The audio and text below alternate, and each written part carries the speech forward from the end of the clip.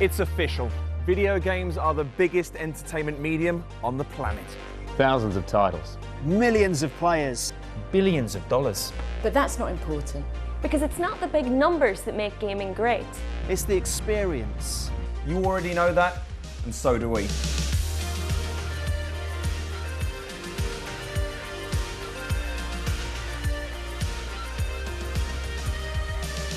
This isn't another show just trying to justify gaming. What's there to justify? It's awesome. It is! No, we're here to cut through the noise. And speak from our hearts. About the games that we love, And even those that we don't. Because we love games just as much as you.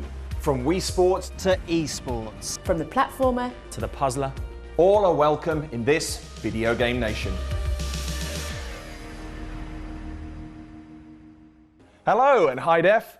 Polite handshake. Now, if there's one thing we like to do at the end of the year, it's compartmentalise similar popular things that define the last 52 weeks. Trends, we call them. I like to think of myself as something of a trend spotter. If my experiences of 2014 are anything to go by, this was the year of breathing oxygen, remembering to wear pants, and not being hit by a bus. But what of 2014's gaming trends? Well, there's no doubting that it was a massive year for independent games, with dozens of essential, eccentric gems sitting proudly alongside games that cost approximately 10 bazillion more Earth dollars to make.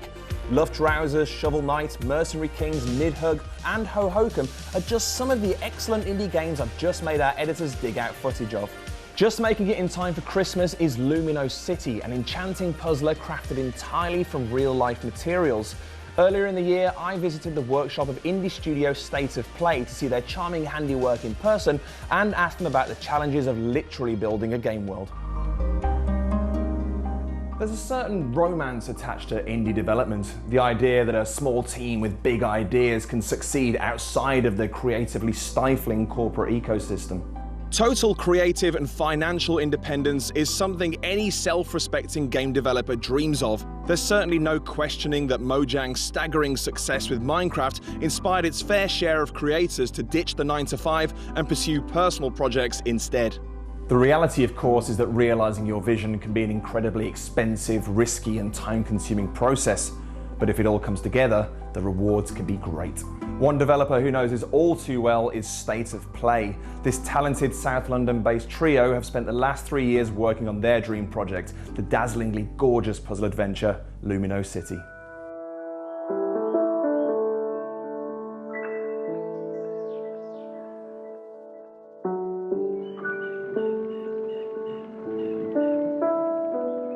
I'm Luke Whitaker, and I'm the co-director and creative director of State of Play. The origins of State of Play go back to when I was freelance and I was making games independently. But I wanted to make bigger games. There was more that I wanted to do, and that's when Catherine got involved. We just wanted a bit of independence and kind of make bigger and better games, and there was a few other people that sort of thought it was a good idea, and so we set up State of Play for that reason. State of Play is a really small team. There's 3 full-time permanent members of staff. I think the biggest benefit is that we are flexible. We've never made games with 3D software or using the traditional software that you might make games or think of when you make games. I've loved the immediacy of getting something from the brain to hand, paper, and to the audience straight away. If I don't want to put too much technology in the way because it makes things difficult to communicate, basically. So last summer, Dan and Luke sort of took themselves off to Google Campus, and Dan came up with this idea of Kami. I've always been interested in the game design, but Kami was my first opportunity to implement my own idea, and it was fun to have the time to try that out and make it a fun puzzle, and eventually we realised that showing it to our mates and challenging them was actually quite fun. Lumino City is a puzzle adventure game that is all created out of paper, cardboard, miniature lights, motors, basically the set for the game. You play a little character who moves through space called Lumi, and she works out and you work out how a lot of these machines work, and you have to do all sorts of interesting puzzles to get that world moving again. This was all filmed with a motion control arm, which is used all the time in Hollywood films, but for a small indie that's really expensive. So we just had to work like crazy to make sure everything was in place, every option was in place on this. Before we even started making the models, we actually made the entire game. We made it with rough sketches. It worked on the computer and the logic was there and most of the puzzles were there and the narrative and conversation was all in the game. We had a storyboard that was multi-layered basically with the different options that you could do here. So sometimes the lights are on, sometimes the lights are off, and the motion camera would do that move twice. But it made for a multi-layered storyboard that we had to keep track of. The rest of the process has been taking the footage from that model and almost like injecting it into this empty sketch version. I think one of the things that you need if you're going to do this is actually to be able to live with a certain amount of uncertainty. I mean, I went in being freelance first. That gave me, you know, a grounding and a confidence in what I was doing. It's completely up to you, but it gives you amazing creative freedom, and there's nothing else like it. To me, there's no other thing. There's no other option to do. Hello, television friend. Hi, Def. High five. Earlier this year, the gaming press went absolutely bananas about a little game called Destiny. Or it did, until it actually came out. And can I just take a moment and say, I told you, be wary of hype, but nobody listened, did they? Touted as being the greatest thing since Sliced Mario, the game came out and was an invariable disappointment, to the point of actually being the poster boy for disappointing games in a year of disappointing games. It was the first game to be shipped without a major feature, except it was missing the most important feature of all, a story, which is the one thing that you can't release DLC for later. So when it came out, did I get excited? No. I headed down to the arcade because, as Shao Kahn always told me, choose your destiny. And I did, and it wasn't that one. Howdy gang, hi Def, bang bang. Today we're staring down the barrel at co-op shooters, the games that say a burden shared is a burden halved, especially when that burden is a human body. With Destiny's success so assured, they actually called it Destiny, probably because pre-order now was too cynical. Two of today's games are as far removed from online co-op as you can get. We're back in the arcade, the world of live multiplayer, where you live by the coin and die by your inability to find enough small change in under 20 seconds. Game over. First though, a console game that explores the miracle of friendship through the medium of gunfire. It's 2010's Kane and Lynch 2, Dog Days. A medicated murderer and a straight-laced sociopath go on an adventure with an art style influenced by YouTube. So get ready to be shot on an iPhone while getting shot on an iPhone. Imagine giving orders to a guy via FaceTime while both of you duck Uzi fire. That's what Dog Days looks and plays like. It's meant to be gritty and stylish, but it doesn't get there. The characters swear like 12-year-olds trying to impress the older boys, and the camera swings like it's at a party for mummies and daddies who love other people very much. The pace is frantic, which is fine, and the visual style's a nice idea, which is more notable than cool, but on the whole, it's grim, busy, and just a bit boring. I'm not going to give Dog Days a rating, but if you play it with a friend, you'll make a better friend, since both of you will be united against a new enemy, which is this game. In the arcade, things are simpler. You pick up your gun, point it at the screen, and if there's going to be swearing, you'll do it the old-fashioned way, at actual people. Oh, hi, John Robertson. Here comes a new challenger. Ready to blast zombies like it's 1996? Not since I was 11. The House of the Dead is the first of Sega's series of undead blasters, an on-rail shooter where it's you and a pal against a mad scientist. You play as two guys from AMS, which is a secret agency whose mission is to fight zombies. One of them, Thomas, classic zombie fighter name, has a girlfriend, while the other one is only known as G, so probably has trouble getting a girlfriend. It's just such a disappointing name to call out in bed. Oh, G. Oh, G. Because it's an arcade game, the time limit is against you. It's almost like these games were designed to make as much money as quickly as possible. And in traditional light gun style, you can't dodge your enemies, meaning your only focus is clearing each screen as fast as you can. Luckily, just like in real life, you can reload your gun by shooting off screen. Plus, it's the only time that firing a gun like this is effective. This is how Manic Co-op should be, fighting side by side with your friend, because nothing says love quite like getting the zombie they missed. Another great thing about this game was that although it was on rails, it did have a number of moments where your actions could affect the route you took. So, if your friend failed to rescue a civilian, even though it was clearly on their side of the screen, you could quite reasonably fart in their birthday cards indefinitely for making you go the boring way. After all these years, I still give House of the Dead 7 out of 10 Resident Evils. Jump ahead to 1998 and here's the sequel to the game that gave light gun games their one ever technical change, Time Crisis 2. Before the original Time Crisis, co-op shooters were basically exercises in your character standing completely still and firing, like Space Invaders with a broken controller. Time Crisis changed things up by allowing you to duck behind boxes through the use of a massive pedal. Holding a plastic gun while simultaneously stamping on something usually reserved for guitar effects is one of the many reasons during the late 90s I was irresistible to literally no women, a statistic I've managed to maintain right up to the present day. Time Crisis 2 was the first arcade shooter to let its players play slightly separate paths, or the same path from different angles. Seeing your friend hide behind a box might be nothing now, but it was a thrill in 1998. What you've got to love is the sense of style. The game's basically a 90s action movie, and that's it. And the biggest selling point when you're out trying to save your lady from an evil corporation is your character can do this. Which allows for some pretty flamboyant heroics. As someone with a lot of internalised angst, I love the idea of shooting other people in the face. Unfortunately, I lack the massive arms or predilection for knife wounds that would have made prison a viable career option, so as a result, as a way of release, I love playing these games. It's solid, spectacular arcade fun. I'm going to give it 8 out of 10. Why are these guns pink? Thanks to John there for illustrating a 2014 trend exclusively with games that came out years ago. I swear, that guy sometimes. Hopefully, Aoife and our attractive panel will have something a little more relevant for you after the break. See you in 3 minutes.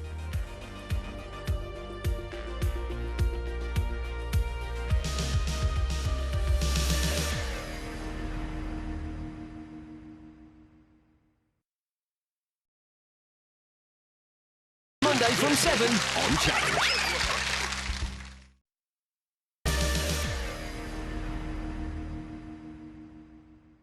Welcome back. Now, one of my favourite trends of 2014 was recruiting a talented team of games writers and comedians to fill a popular gaming TV show with their unscripted comments, thereby saving people like me a few hours at the keyboard. And wouldn't you know it, they're at it again. Thanks, guys. I think 2014 was an okay year. I wouldn't say it was a vintage year. I think we had a lot of sort of sequels again, and there are a few nice sort of new ideas floating around, but really, especially towards sort of recent months, there's been a few disappointments and games coming out that weren't really finished, you know, weren't really ready to come out. So it's been okay, but I kind of feel like you'd expect that really, because we've had the new consoles and it always takes a while for them to sort of bed in and for developers to work out what they can do with these new machines. So yeah, not bad. I think the new generation, I mean, we all knew this was going to be a transitional year. It was going to be a year when people started to gear up to what the new machines could do for console gaming. The problem has been that I think, A, the publishers did not release dev kits soon enough, which means that the people who have been releasing games haven't really had enough time to do anything extraordinary with them. So we're seeing a lot of games that don't feel that different from last generation's games. Number two, a lot of publishers are scared that people aren't going to adopt the new consoles, which means we're seeing a lot of games released cross-platform with the old gen. So, I mean, they've tried to downplay it, but games like Watch Dogs and Destiny and Titanfall, they're almost just as good on the PS3 and the 360 as they are on the PS4 and the Xbox One. They don't want to tell you that because they want you to buy the new consoles, but realistically, there's nothing those games are doing that is truly next gen. You know, and I think this generation, it needs its Super Mario 64. You know, it needs its game that says, hey, this is not something you could have done on any other system. This is something that only we can do here and now. And I think that, you know, both Sony and Microsoft have failed to deliver that experience. In terms of like talking points, was there a thing about a gate? Was there, it was like a gamer's gate or so? Was it like a Stargate? Was James Spader involved, but it was like for gamers? I dozed off for a couple of months in the middle of it, to be honest. I don't really remember. No, I remember it was about ethics. It was all about ethics, right? And how we should have more ethics in games, which is something, you know, yes, absolutely. You can't get enough ethics in my opinion. Ethics all day long. And of course, the best way to get more ethics is by threatening to murder people on the internet because they've got a vagina. That's a classic strategy, isn't it? Well, Gamergate, that was awesome, wasn't it? Because, you know, in the past, if you wanted strangers to hurl abuse at you, you'd have to go into a town centre in the weekends in the dark and just hang around and wait for someone to be horrible to you. Whereas now, you can literally just tweet #Gamergate into your phone, and within moments you can have a queue of idiots line up to spout misogynistic abuse at you. So, yeah, living in the future.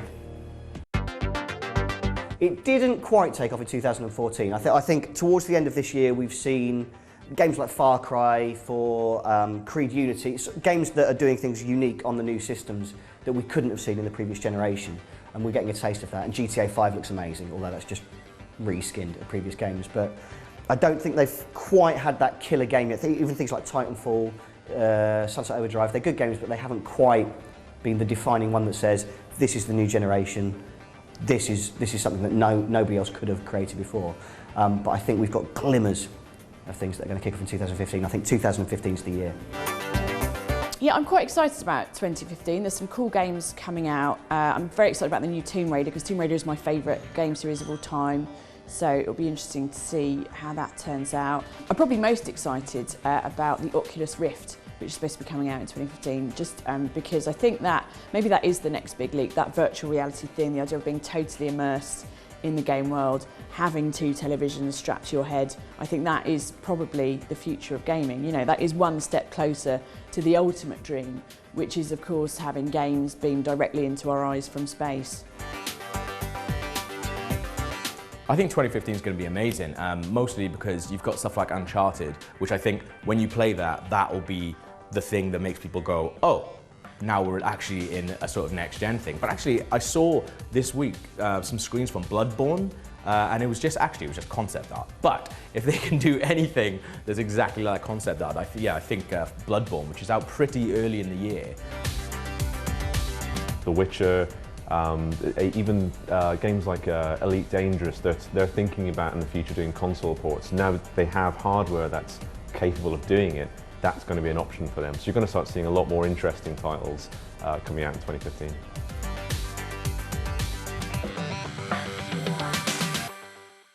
Nintendo has had a bit of an up and down year. The Wii U still isn't doing brilliantly, but the company continues to release stellar new takes on fan-favourite franchises like Mario Kart. Earlier in the year, I spoke to Nintendo expert Joe Scrabbles about whether he thought it was about time Nintendo stepped up their game.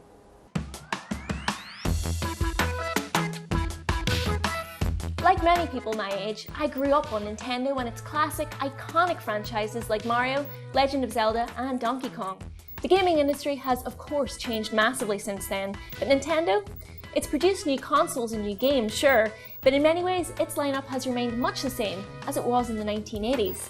Some people would argue that there's no problem here. Nintendo may release the same titles, a new Zelda game, numerous new Mario games, and a Mario Kart every single console generation, but the actual games are always fun and innovative and completely distinct from the ones that came before them. That's never been more true than with the Wii U's lineup. Games like Pikmin 3 and Super Mario Bros. 3D World received critical acclaim across the board. Ignoring the Philips CDI games and Link's crossbow training, because let's be honest, everyone should, Hyrule Warriors marks the very first time that Nintendo produced a spin-off of the Legend of Zelda franchise. Now, I actually really liked Hyrule Warriors, as a Legend of Zelda fan, but between this and Link's appearance in Mario Kart 8, it's beginning to feel like Nintendo are scraping the bottom of the barrel for new ideas. I spoke to Nintendo expert Joe Scrabbles for his take. So Joe, firstly, what were your thoughts on Hyrule Warriors? I really like it. As a Zelda fan, a Dynasty Warriors fan, the two of those together is just, yeah, that's it. It's kind of interesting. It's a weird sort of halfway point between them in the way I didn't expect it, because Dynasty Warriors sort of is so different. You've got Zelda are these intricate little puzzle box games. Right. You've got to kind of take pieces and move them around, learn how it all works. Dynasty Warriors is more about just killing tens of thousands of Chinese warriors at any one time. So this is sort of like taking that puzzle box and setting it on fire to get inside. It's a really interesting, violent take on the Zelda world. And being able to play as other characters than Link is an unexpected It's delight. pretty exciting because I mean I've never actually played the Dynasty Warriors game, so I was coming at it, approaching it as purely a Legend of Zelda fan, and it totally worked for me. Well, it's interesting. Yeah, Dynasty Warriors is a series of battles, but what they've done is sort of put. Well, they've got 3 different Zelda timelines in one game and put nods to all of them, and even more. I mean, the Majora's Mask moon turns up all the time. It's like it's just an attack. You just pull the moon down on people, and that's not any of the games that are referenced. So it's got these kind of little winks to fans. So there was the Philips CDI Adventures, and there was Link's Crossbow Training. So there's now a few Zelda spin-offs that have happened, and with Mario Kart 8, Link appearing in that, do you think that they're starting to milk the Legend of Zelda franchise a little bit? I don't know. I feel like Zelda, they've dabbled in it before, and this is the first time it seems like Link's kind of popping up everywhere, especially with Smash Bros as well. You've got this sense that Link's sort of turning up in a few more places. They're recognising him as a bit more of a Mario-type mascot to be used. It's taken a while, really, when you think about it. Has a bit, yeah, a couple of decades. He's grown up. He's now an adult and ready to play with the other characters. I don't know if I'm not sure it's stale yet. I'm still happy to see him turning up. So we really haven't seen an iconic new franchise from Nintendo in a really long time. I mean, the million-dollar question is, are they getting stale? I'm not sure. I mean, the thing is, the days of the mascot are over. The 90s, we saw what happened when Gex came along. You know, once you've got a gecko in sunglasses, that's kind of the death of the genre. Yeah, we kind of jumped the shark a little bit. So I think they've held back a little bit from trying to introduce a new face. I think what they're trying to do now is to, well, you look at the announcement of Splatoon. This is a new take on a genre Nintendo have never done. You know, the third-person shooter, that's just not something you expect to see them. So not Nintendo. Exactly. And I think what they're trying to do now is create iconic franchises out of ideas rather than faces. And they're kind of buying into more iconic stuff. So you look at the likes of Bayonetta 2, which would never have been made without Nintendo. And Smash Brothers is sort of the place where all the faces go to have a good time, like the Wii Fit trainer turning up. I know, what's that about, seriously? Well, finally, so personally speaking, would you rather see a new game from your favourite Nintendo franchise, or would you rather see something completely different?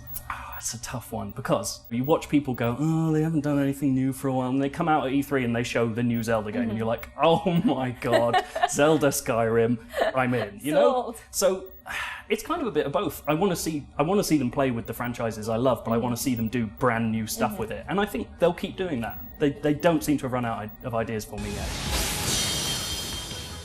Whatever you think of Nintendo, it's hard to argue that the company's way of doing things has worked pretty well for them up until now. But with Wii U sales the way that they are, it might be time to consider that it's finally starting to run out of goodwill. My generation is always happy to buy into new versions of Mario and Donkey Kong and Zelda because nostalgia, that's really all the excuse that we need. But younger generations just don't have that same connection to these characters, especially when there are so many others out there nowadays vying for their attention.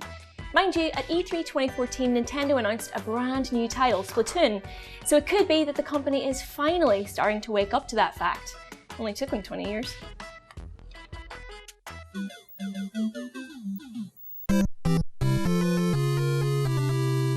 Now, if there's one trend that I hope carries on through to 2015 and beyond, it's that we'll be spoiled with more great games than we can feasibly play in a single year. But what trends define 2014 for you? Share them with us on Twitter using the hashtag VGN, or on the Video Game Nation Facebook page, or just by screaming them through my letterbox. Join us soon for a jumbo-sized edition of the show where we'll run down our top 40 games of the year. Don't miss it.